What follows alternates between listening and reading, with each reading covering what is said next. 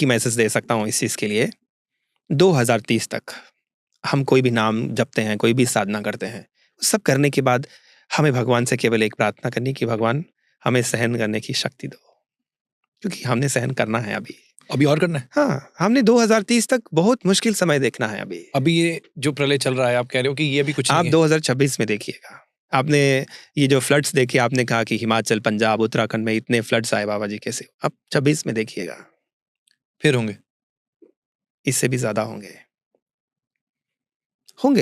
प्रकृति अभी शांत नहीं होगी 2030 तक, और 2030 के बाद फिर सही हो जाएगा सब कुछ।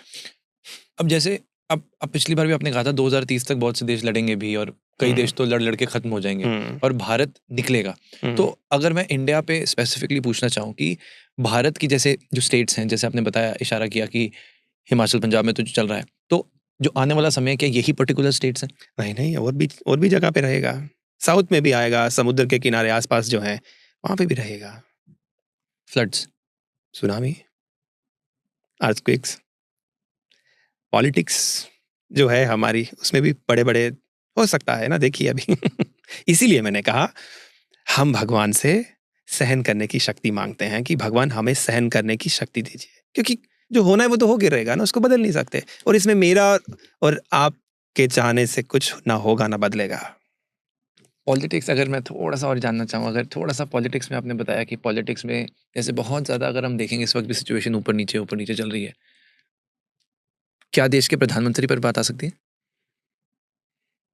हो सकता है, मैं इतना ओपनली इस चीज को बोलना नहीं चाहता, लेकिन यस, हो सकता है, जरूर हो सकता है।